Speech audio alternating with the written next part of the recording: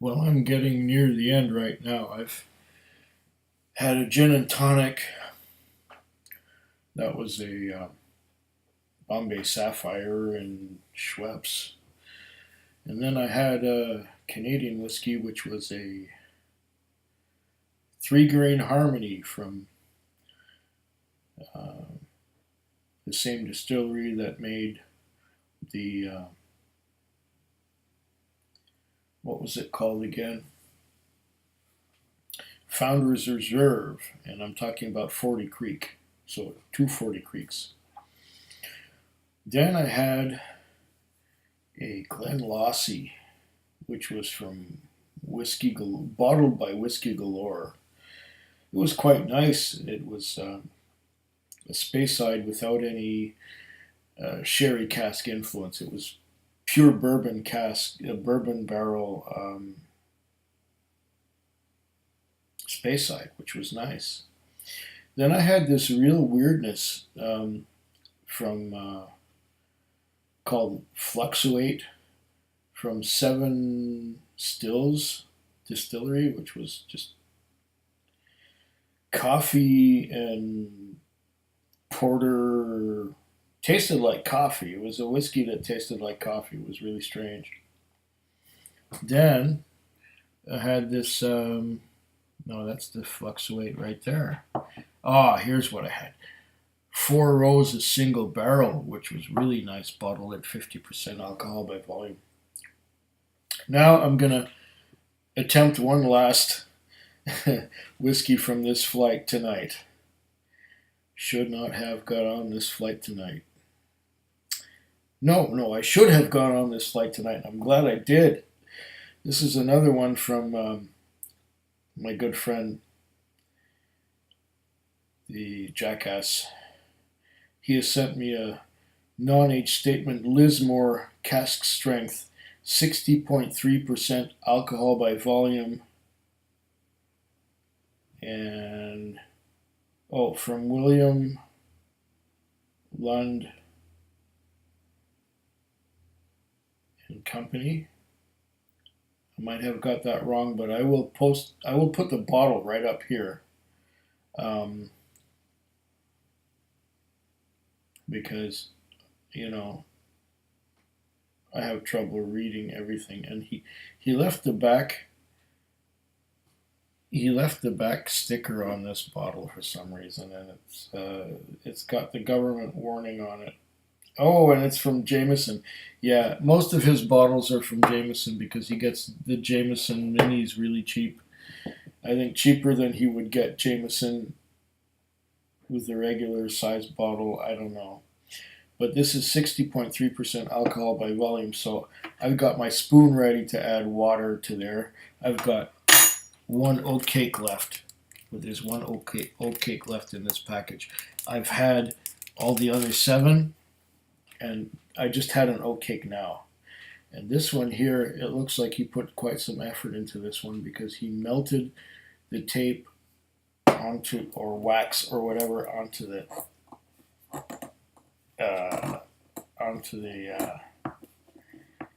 screw top. And I just broke through the wax. There we go. Oh man, I think he took some tape and he must have taken a lighter like this one and put it right to the red tape that was on here. So this is quite an interesting thing to open up. And there's tape on the cap, and it's stuck to it, and it's half melted, and quite a skillful display of pyromania, I'd say. Let's get this stuff off of here. This red plastic goop. I think I got most of it. Okay, so let's just pour this right into our wee Glencairn. Give it a bit of a shake to get the last of the drops out of the bottle and onto the surface of my desk. And I'll just put this metal cap back on here. Looks like the metal cap. Oh yeah, the metal cap goes right back on. Okay, so that's what we got here. Lismore. I've had a Lismore about 3 years ago was the last time I had a Lismore. It was an 18-year-old Lismore, which I was quite convinced was a Glen Farkless, but aged at 18 years and bottled by this Lismore company. I had also tried a 21-year-old Lismore at a whiskey festival 2 or 3 years ago.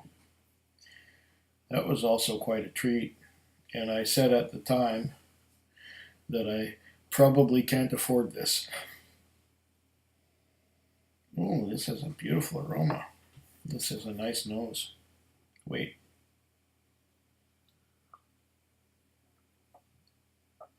I'm guessing that Lismore is a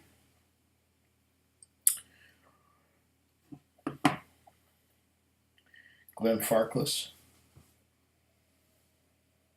but aged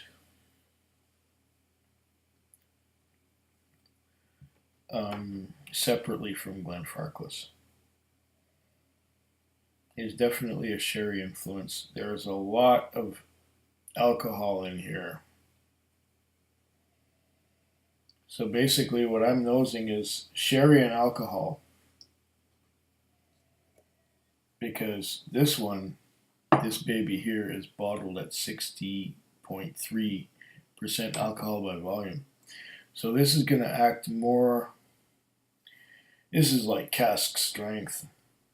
Yeah, it even says cask strength on the label. So it's probably going to burn more and anesthetize more than give me any flavor. Still, I'm getting some sherry.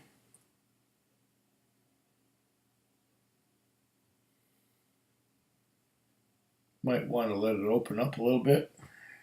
Oh my gosh.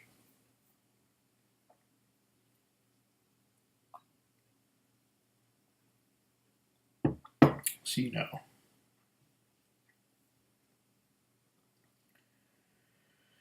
Let's see now.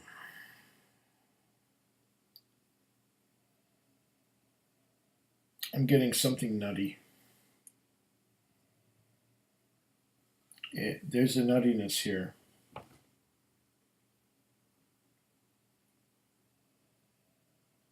It's like cashews and walnuts and peanuts.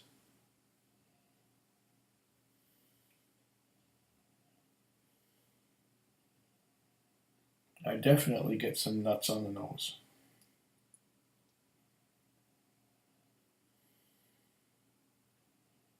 Very nice.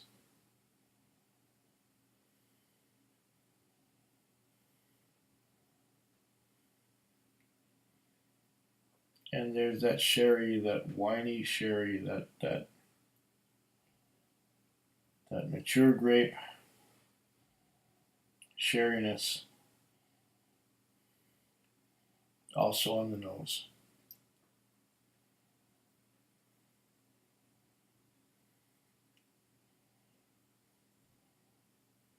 The red, fruity, ripe, but not dried, grape note.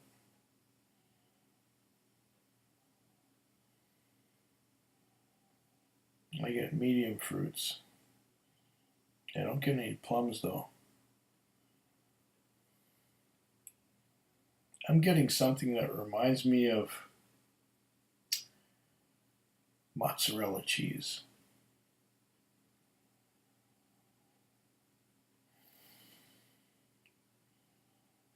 Maybe there's a bit of sulfur. Maybe that's where I'm getting mozzarella cheese from the sulfur. It's not unpleasant. I happen to like mozzarella cheese quite a bit.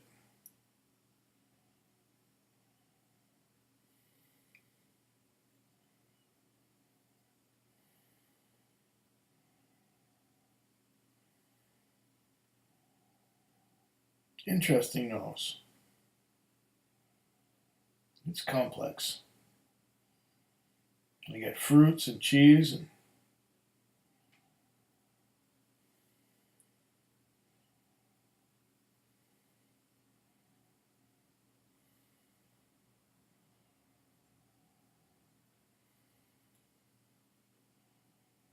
I could really enjoy this nose for a good long time. I had a girlfriend many years ago, back when I was a teen. Her hair smelled a bit like this.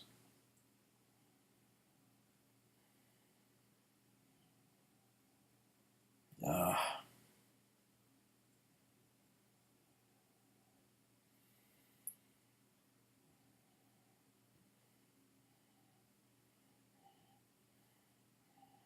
complex nose. I'm getting a bit of shrimps, a little bit of seafood note in there, but it's quite subtle.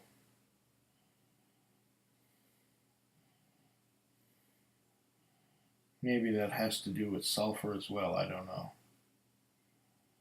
I'm enjoying this so far.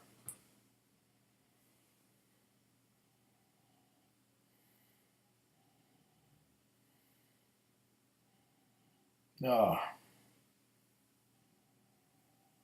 the lasagna with tomato sauce. Wow, there are a lot of notes in this one.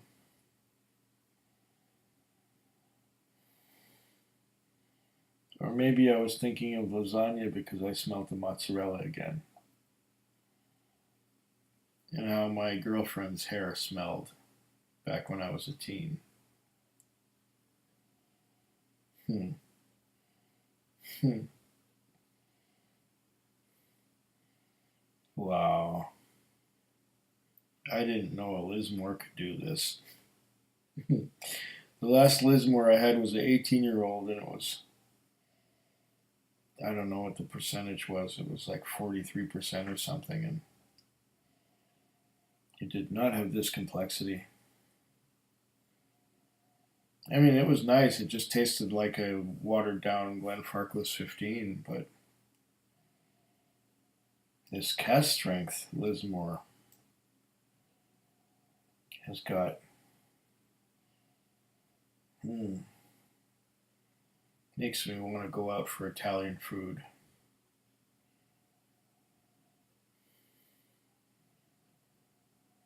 Like to a fine Italian restaurant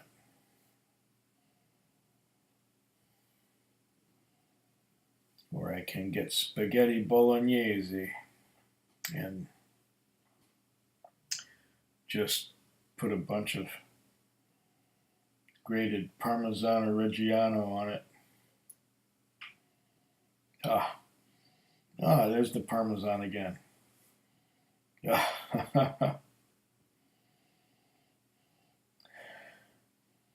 Or is it sulfur? I don't care. I like it. I'm going to taste it once before adding any water.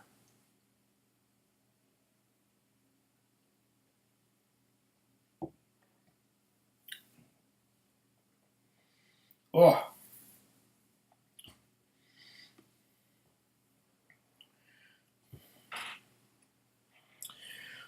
there's a lot of flavor, but there's a burn.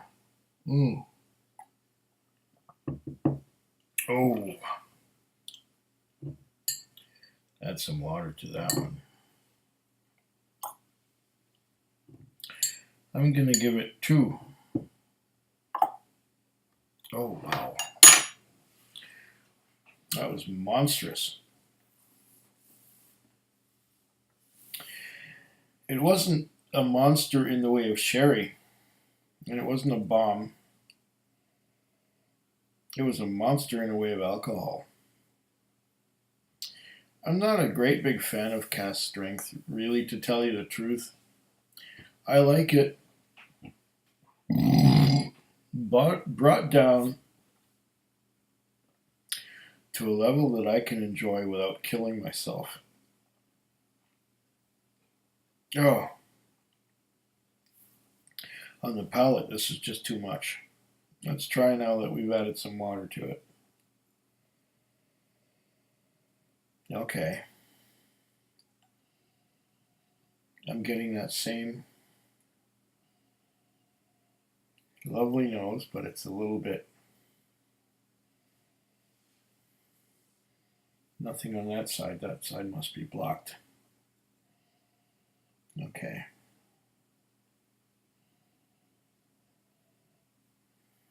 Maybe I added too much water. I hope not. Okay, there it is.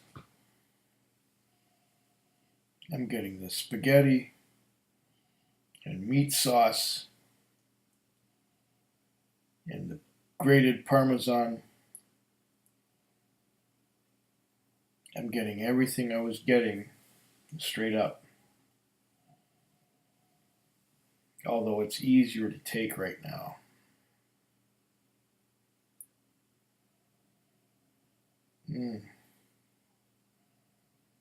There are notes from the sherry.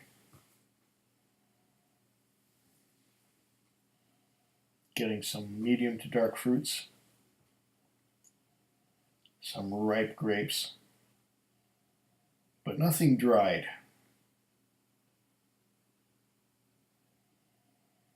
All the fruits seem to be fresh and ripe, but not dried.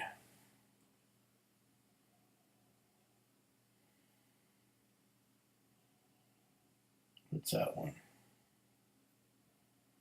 Not plums. Maybe prunes.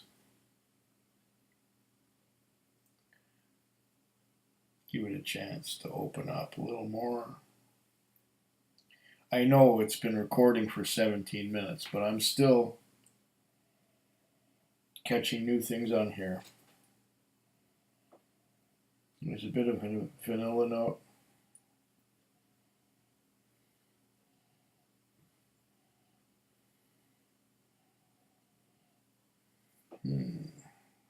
Fascinating.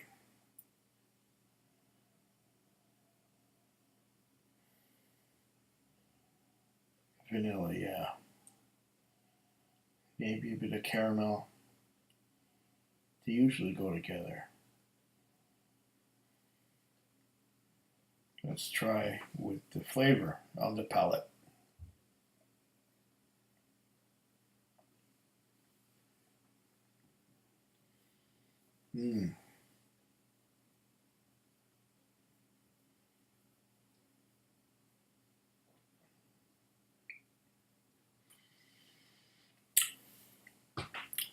Still has burn to it.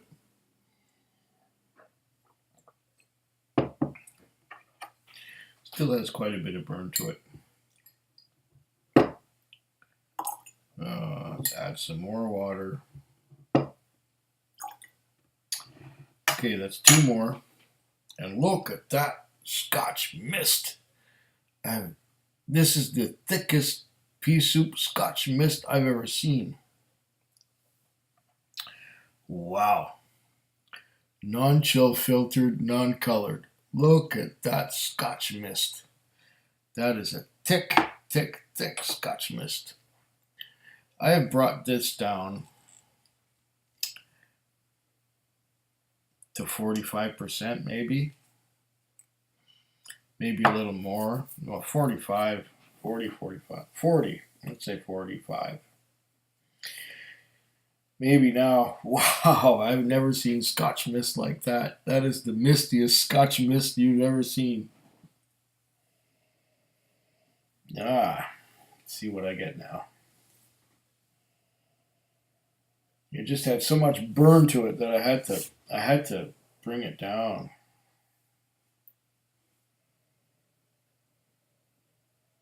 Okay. I'm getting the sherry now.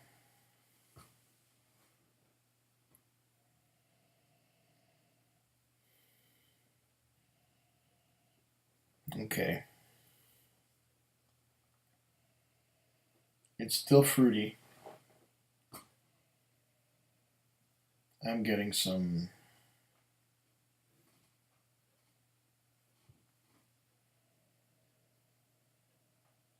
bananas. I'm getting some cherries and bananas.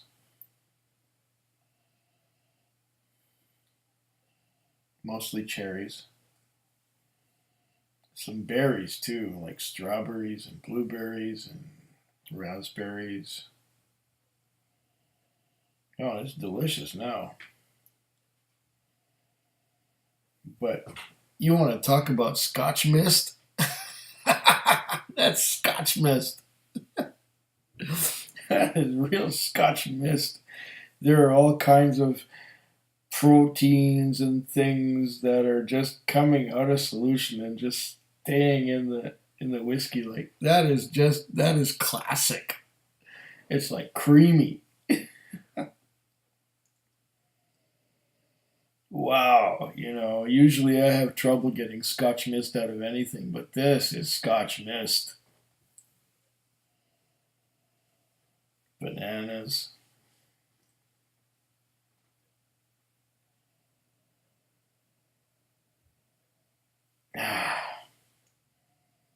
Now I think I might have it dialed in. Let's try.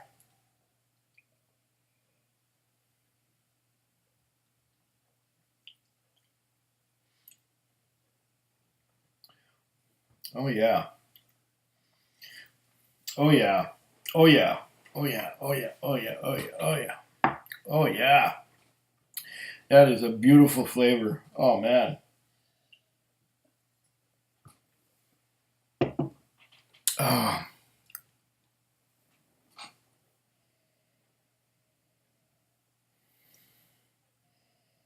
on the nose I get bananas and berries, and on the palate,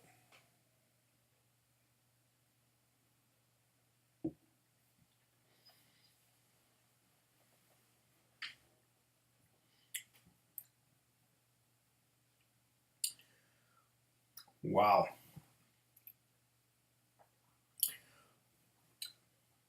Wow.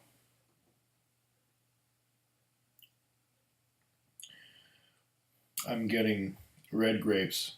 I'm getting cherries. I am getting strawberries. I'm getting raspberries. I'm getting blueberries. Berries, berries, berries, berries. Mmm, nice.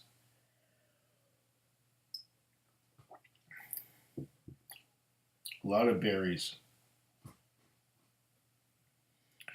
A lot of berries on the palate. The nose was better when the alcohol was higher before I put the water in. But now let me tell you, the flavor is phenomenal.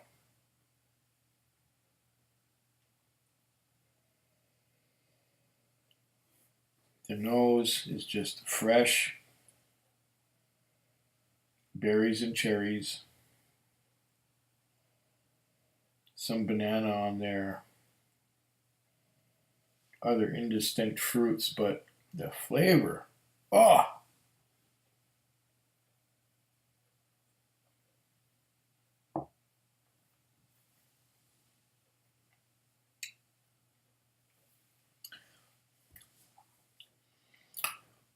this here is a Speyside sherry cask extravaganza. When you've added water and brought it down to about 40%, or whatever percent I brought this down to, you can probably gauge it just by the amount of Scotch mist that's in there. Wow. Berries, strawberries, raspberries, blueberries, all mixed into a great big berry mashup. Ah, oh, and then cherries. Delicious. Delicious. Ah, thank you, Jackass. You have done well with this mission. If your mission was to get me to enjoy fruity tastes and berry tastes, this is the one.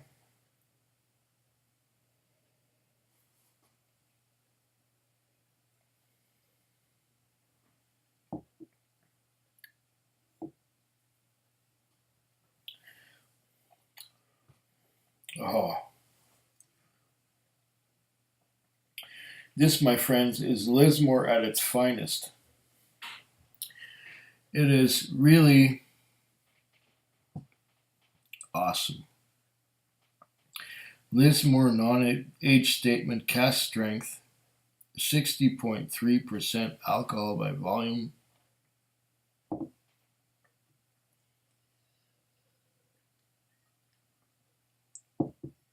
And still there was a little bit of burnage on the back of the mouth. Oh, I have not had a cask strength this good until now, and I'm bar none. This is wonderful.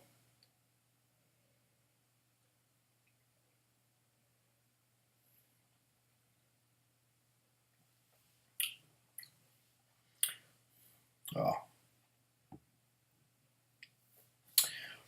I can't get over the berries in this.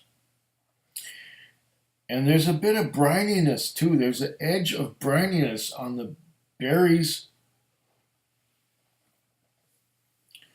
Oh, this is super nice.